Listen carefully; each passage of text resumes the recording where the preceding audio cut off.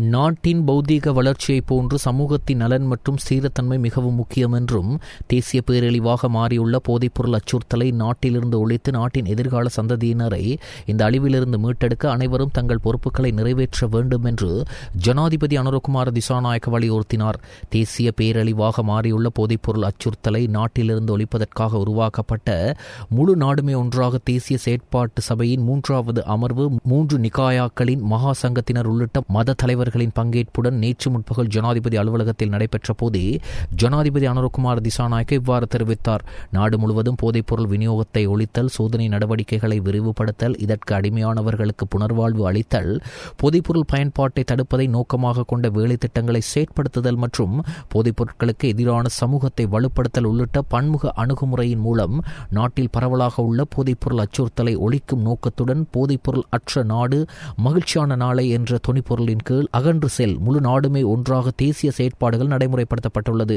போதைப்பொருள் வர்த்தகர்கள் மற்றும் விநியோகஸ்தர்களுக்கு எதிராக பாரிய சமூக தாக்கத்தையும் அழுத்தத்தையும் ஏற்படுத்தவும், போதைப்பொருள் பயன்படுத்துபவர்களுக்கு புனர்வாழ்வு அளிக்கவும் அரசாங்கம், பாதுகாப்பு பிரிவுகள், சிவில் அமைப்புகள் மற்றும் அனைத்து பிரஜைகளையுமே ஒன்றிணைத்து ஒரு தேசிய முன்னணியாக இது செயல்படுகிறது.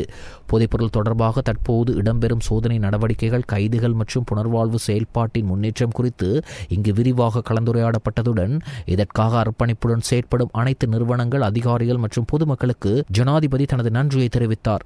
2025 ஜனவரி 1ஆம் தேதி முதல் 2026 ஜனவரி 5ஆம் தேதி வரையிலான காலப்பகுதியில் 1821.174 கிலோகிராம் ஹெரோயின், அதேபோன்று 3865.710 கிலோகிராம் ஐஸ், அதேபோன்று 17,189.377 கிலோகிராம் கஞ்சா, 38,958 கிலோகிராம் கொக்கெயின் மற்றும் 40,49,569 போதை மாத்திரைகள் கைப்பற்றப்பட்டுள்ளதாக இதன்போது சுட்டிக்காட்டப்பட்டது.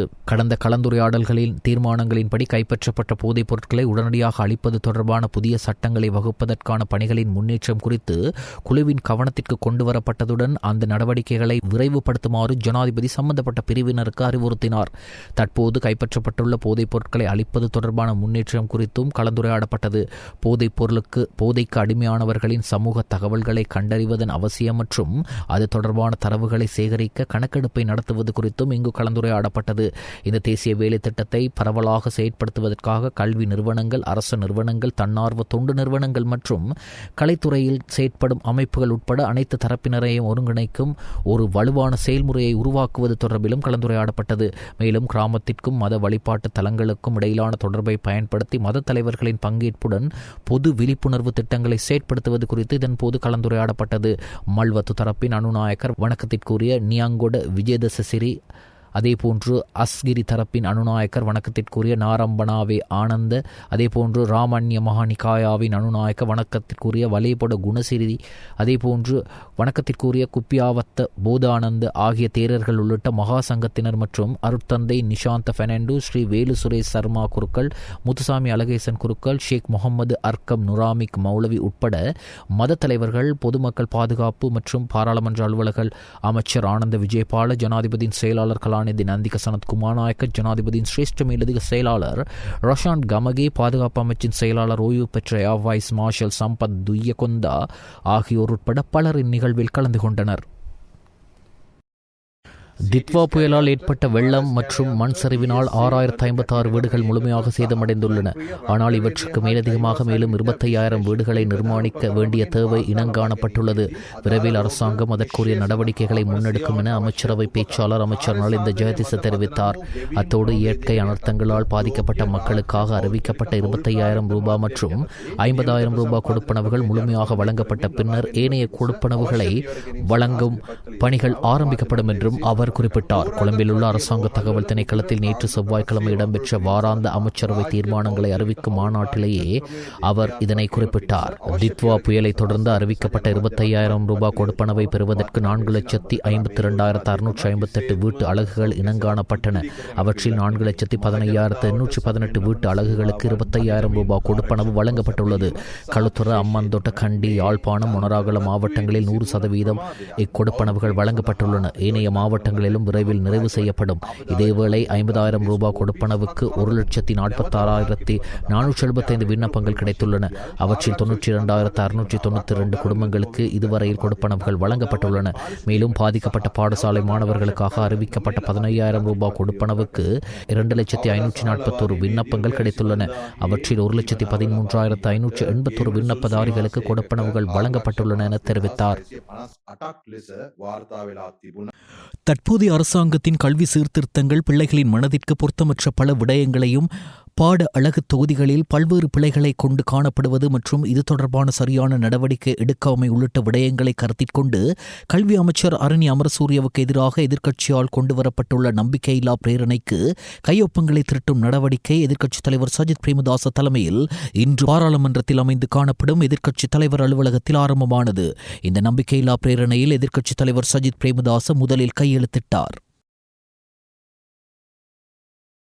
இந்திய ராணுவ தளபதி ஜெனரல் உபேந்திர திவேதி இலங்கைக்கு வருகை தந்துள்ளார். 2 நாட்கள் உத்தியோகபூர்வ விஜயத்தை மேற்கொண்டு நேற்று இரவு நாட்டை வந்தடைந்த அவர் இலங்கை ராணுவ தளபதி, பாதுகாப்பு பிரதியமைச்சர், பாதுகாப்பு செயலாளர் உள்ளிட்ட பல சிரேஷ்ட ராணுவ மற்றும் சிவில் அதிகாரிகளை சந்திக்கவுள்ளார். இச்சந்திப்புகளின் போது பயிற்சி ஒத்துழைப்பு, பிராந்திய பாதுகாப்பு மற்றும் இரு நாடுகளுக்கும் முக்கியத்துவம் வாய்ந்த விடயங்கள் குறித்து விரிவாக கலந்துரையாடப்படவுள்ளது. மேலும் தனது விஜயத்தின் போது இந்திய ராணுவ தளபதி, பாதுகாப்பு சேவைகள் கட்டளை மற்றும் பணியாளர்கள் கல்லூரியின் அதிகாரிகளை சந்திக்கவுள்ளதோடு புத்தள ராணுவ யுத்த கல்லூரியின் அதிகாரிகள் மற்றும் பயிலுநர்களையும் சந்திக்கவுள்ளார். அத்துடன் கொழும்பில் அமைந்துள்ள இந்திய அமைதி காக்கும் படை நினைவிடத்திற்கு சென்று அஞ்சலி செலுத்தவும் அவர் திட்டமிட்டுள்ளார்.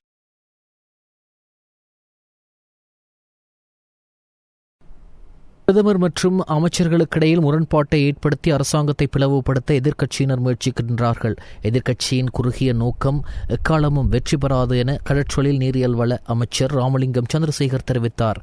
பாராளுமன்றத்தில் நேற்று செவ்வாய்க்கிழமை நடைபெற்ற கடற்றொழில் மற்றும் நீர்வாழ் உயிரின வளங்கள் சட்டத்தின் ஒழுங்கு விதிகள் மீதான விவாதத்தில் உரையாற்றுகையில் அவர் இவ்வாறு குறிப்பிட்டார்.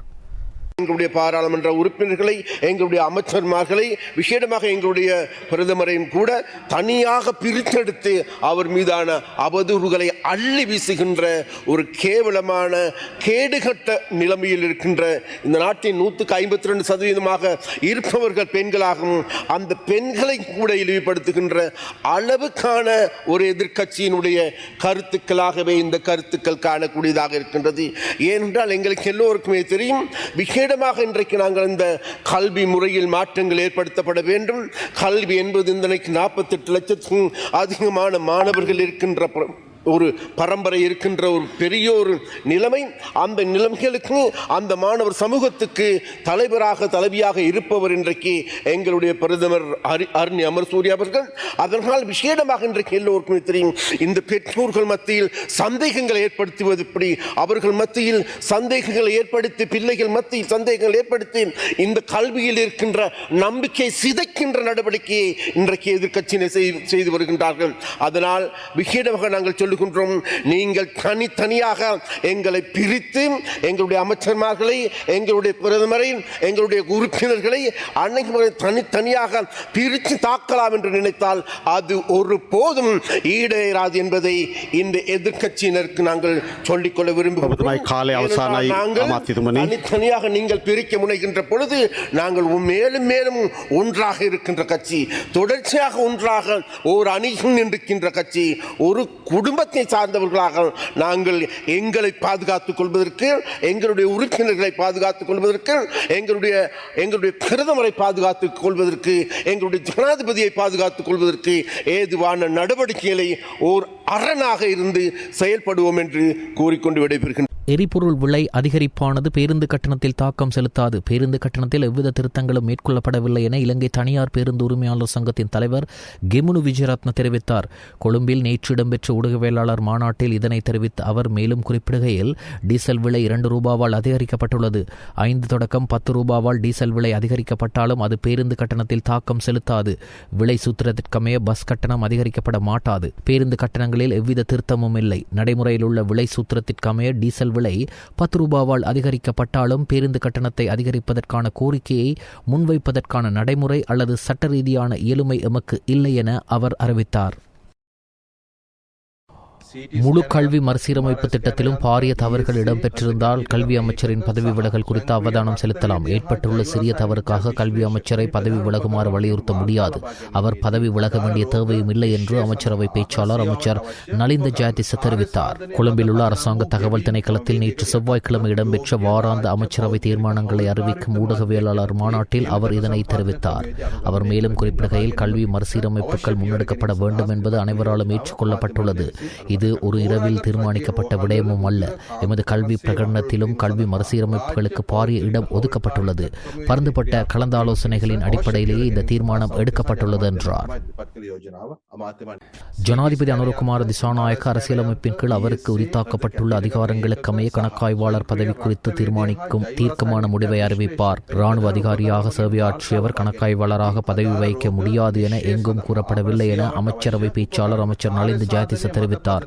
கொழும்பில் உள்ள அரசாங்க தகவல் திணைக்களத்தில் நேற்று செவ்வாய்க்கிழமை இடம்பெற்ற வாராந்த அமைச்சரவை தீர்மானங்களை அறிவிக்கும் ஊடகவியலாளர் மாநாட்டில் கலந்து கொண்டு உரையாற்றும் போது அவர் இதனை தெரிவித்தார். கணக்காய்வாளர் பதவிக்கு ஜனாதிபதியால் 4 பெயர்கள் பரிந்துரைக்கப்பட்டன. அவ்வாறாயிருப்பினும் அரசியலமைப்பு பேரவையின் ஒரு குழு அதனை அனுமதிக்கவில்லை. எனவே எதிர்வரும் நாட்களில் ஜனாதிபதி அனுரகுமார திசாநாயக்க அரசியலமைப்பின் கீழ் அவருக்கு உரித்தாக்கப்பட்டுள்ள அதிகாரங்களுக்கு அமைய உரிய நடவடிக்கை எடுப்பார் என அமைச்சரவை பேச்சாளர் அமைச்சர் நலிந்த ஜெயதிச தெரிவித்தார்.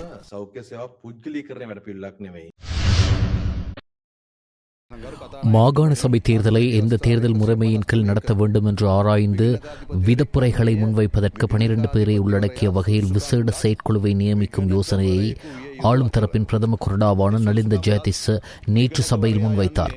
முழுமையாக அதிகாரம் அளிக்கப்பட்ட இந்த செயற்குழு தமது முழுமையான அறிக்கையை 3 மாத காலத்திற்குள் பாராளுமன்றத்திற்கு சமர்ப்பிக்க வேண்டும் என்றும் இதில் யோசனை முன்வைக்கப்பட்டது. பிரேரணையை சமர்ப்பித்த அமைச்சர் மேலும் உரையாற்றுகையில் மாகாண சபை தேர்தலை எந்த தேர்தல் முறைமையின் கீழ் நடத்தப்பட வேண்டும் என்பதை ஆராய்வதற்கும் அது தொடர்பான விதைப்புரைகள் மற்றும் யோசனைகளை முன்வைப்பதற்குரிய விசேட செயற்குழுவை நியமிக்கும் பிரேரணையை முன்வைக்கின்றேன்.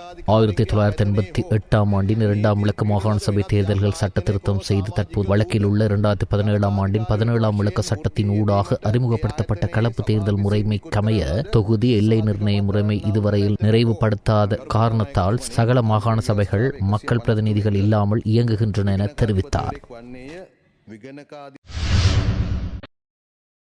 சர்ச்சைக்குரிய விடயங்களை கொண்ட தரம் 6 ஆங்கில பாடப்புத்தகத்தில் உள்ள குறிப்பிட்ட பாடத்தை நீக்குவதற்கு தேசிய கல்வி நிர்வாகத்தின் கல்வி ஆலோசனை குழு அனுமதி வழங்கியுள்ளது. இதற்கான அனுமதி நேற்று வழங்கப்பட்டதாக கல்வி அமைச்சரும் பிரதமருமான கலாநிதி ஹரணி அமரசூரிய தெரிவித்தார். இன்று பாராளுமன்றத்தில் உரையாற்றும் போதே பிரதமர் இதனை தெரிவித்தார்.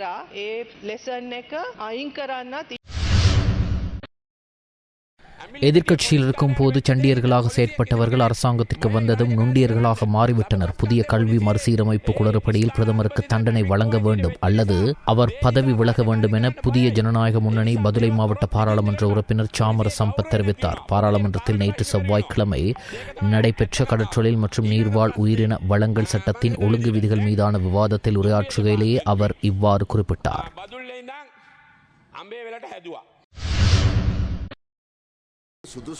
அரசியலமைப்புக்கு அமைவாக செயற்படுவதற்கு ஜனாதிபதியையும் அரசியலமைப்பு பேரவையும் தெரிந்து கொள்ள வேண்டும். தகுதியான ஒருவரை கணக்காய்வாளர் நாயகமாக நியமிப்பதற்கு அறிவிப்பு தொடர்பில் இலங்கை பொது பயன்பாடுகள் ஆணைக்குழுவே தீர்மானிக்க வேண்டும். மின் கட்டணத்தை அதிகரிப்பதால் நடுத்தர மக்களுக்கும் தொழில்துறையினருக்கும் ஏற்படும் பாதிப்பை மின்சார சபை மதிப்பிடவில்லை என்று வலுசக்தி அமைச்சர் குமார ஜெயக்கொடி தெரிவித்தார். பாராளுமன்றத்தில் நேற்று செவ்வாய்க்கிழமை நடைபெற்ற அமர்வின் போது மின் கட்டண அதிகரிப்பு தொடர்பில் நிலையற் கட்டளை 27 கீழ் எதிர்க்கட்சித் தலைவர் சஜித் பிரேமதாச முன்வைத்த கேள்விகளுக்கு பதிலளிக்கையிலேயே அவர் இவ்வாறு குறிப்பிட்டார்.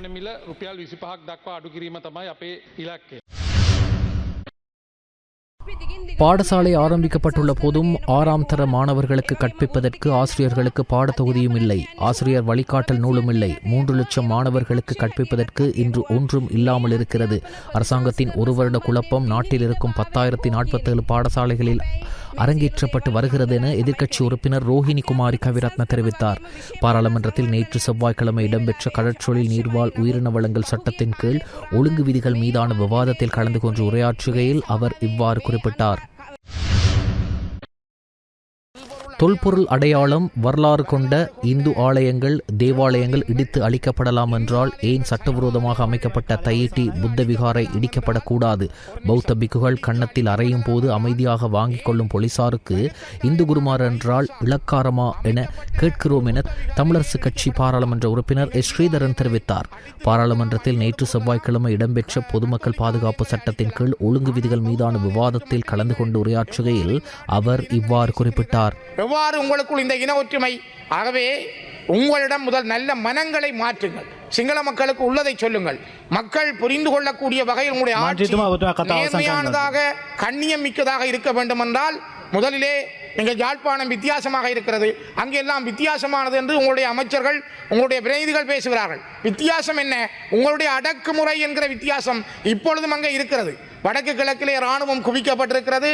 இராணுவத்தினுடைய முழு அடக்குமுறைக்குள் தான் மக்கள் இருக்கிறார்கள். ஆகவே அங்கு வித்தியாசம் தான். அதனை முதல்ல நீக்குங்கள். நேர்மையான நீதியான தீர்வை தமிழ் மக்களுக்கு வழங்குவதற்கு தயவு செய்து முன்வாருங்கள். தித்வா சூறாவளியால் பாதிக்கப்பட்ட மக்களின் வாழ்க்கையை மேம்படுத்தவும் நாட்டை மீண்டும் கட்டியெழுப்பவும் ஆரம்பிக்கப்பட்ட ரீபில்டிங் ஸ்ரீலங்கா நிதியத்திற்கு இலங்கை போலீஸ் அதிகாரிகள் தங்கள் ஒருநாள் சம்பளத்தை நன்கொடையாக வழங்கினர். இதன்படி 50 மில்லியன் ரூபாய் நிதி திரட்டப்பட்டதோடு அதற்கான காசோலையை போலீஸ் மா அதிபர் சட்டத்தரணி பிரியந்த வீரசூரிய ஜனாதிபதி அலுவலகத்தில் ஜனாதிபதியின் செயலாளர் நந்திக சனத்குமார் நாயக்கவிடம் வழங்கினார். பொதுமக்கள் பாதுகாப்பு மற்றும் பாராளுமன்ற அலுவல்கள் அமைச்சின் செயலாளர் ரவி செனவிரத்னவும் இந்த நிகழ்வில் பங்கேற்றார். டித்வா சூறாவளியால் பாதிக்கப்பட்ட மக்களின் அன்றாட வாழ்க்கையையும் பேரழிவிற்குள்ளான நாட்டையும் மீள கட்டியெழுப்புவதற்காக ஆரம்பிக்கப்பட்ட ரீபில்டிங் ஸ்ரீலங்கா நிதியத்திற்கு இந்திய மகாபோதி மன்றத்தினால் 10 மில்லியன் ரூபாய் நிதி நன்கொடை வழங்கப்பட்டது. அதற்கான காசோலையை இந்திய மகாபோதி மன்றத்தின் இந்நாட்டு பிரதிநிதிகளான அநாகரிக தர்மபால பொறுப்பு நிதியத்தின் தலைவர் சுதம்மிக ஏவ விதாரண மற்றும் அமித விஜயசேகர் ஆகியோர் அண்மையில் ஜனாதிபதி அலுவலகத்தில் ஜனாதிபதியின் செயலாளர் கலாநிதி நந்திக சனத்குமார் நாயக்கவிடம் கையளித்தனர். கொட்டகல தமிழ் மகாவித்தியாலயத்தின் அதிபராக நுவரெலிய கல்வி வலய பிரதி கல்வி பணிப்பாளரும் இலங்கை கல்வி நிர்வாக சேவை தரம் 2ஐச் சேர்ந்த எஸ் ஜெகதீஸ்வரன் அண்மையில் உத்தியோகபூர்வமாக கடமை பொறுப்புகளை ஏற்றுக்கொண்டார். கலைமானி பட்டத்தை பேராதனிய பல்கலைக்கழகத்தில் பெற்றிருக்கும் இவர் பின் கல்வி டிப்ளோமா பட்டத்தை தேசிய கல்வி நிறுவனத்திலும் கல்வியல் முதுமானி பட்டத்தை யாழ்ப்பாண பல்கலைக்கழகத்திலும் நிறைவு செய்துள்ளதோடு தற்போது கல்வி நிர்வாக சேவை தரம் 2 அதிகாரியாக கடமையாற்றிக் கொண்டிருந்தமை குறிப்பிடத்தக்கது. நீர்கொழும்பில் அமைந்துள்ள Juraifa bridal hair and beauty salon academy நடத்திய 2025ஆம் ஆண்டு மாணவர்களுக்கான பட்டமளிக்கும் நிகழ்வும் உமன்ஸ் எக்ஸலன்ஸ் அவார்ட் மற்றும் கோல்டன் எக்ஸலன்ஸ் விருது வழங்கும் நிகழ்வு அண்மையில் நடைபெற்றது. நிறுவனத்தின் தலைவர் டாக்டர் சுரைஃபா ரஹ்மான் தலைமையில் மிக பிரம்மாண்டமாக இடம்பெற்ற இந்நிகழ்வில் அழகுக்கலை துறையை சார்ந்த ஏராளமான அழகுக்கலை நிபுணர்கள் கலந்து கொண்டார்கள். இலங்கைக்கு தென்கிழக்காக வங்காள விரிகுடா கடற்பரப்புகளில் தற்போது நிலை கொண்டுள்ள குறைந்த அழுத்த பிரதேசம் தற்போது மட்டக்களப்பிலிருந்து 700 கிலோமீட்டர் தொலைவில் நிலை கொண்டுள்ளது. இந்த தொகுதியானது அடுத்த சில மணித்தியாலங்களில் ஒரு தாளமுக்க மண்டலமாக வலுவடைந்து நாளை இலங்கையின் கிழக்கு கரையோரத்தை அண்மிக்கக்கூடும் என வளிமண்டலவியல் திணைக்களத்தின் எதிர்வுகூறல் பிரிவின் பணிப்பாளர் மெரில் மெந்திஸ் தெரிவித்தார். இந்த தொகுதியின் தாக்கம் காரணமாக நாட்டில் மழையுடனான வானிலை மற்றும் காற்றின் வேகம் அதிகரிக்கும் என எதிர்பார்க்கப்படுவதாகவும் விசேடமாக வடக்கு வடமத்திய கிழக்கு ஓவா மற்றும் மத்திய மாகாணங்களில் அவ்வப்போது மழை பெய்யக்கூடும் என எதிர்பார்க்கப்படுகின்றது. இந்நிலையில் எதிர்வரும் சில நாட்களில் வளிமண்டலவியல் திணைக்களத்தினால் வெளியிடப்படும் வானிலை முன்னறிவிப்புகள் தொடர்பில் அவதானமாக இருக்குமாறு பொதுமக்களுக்கு அறிவுறுத்தியுள்ளனர்.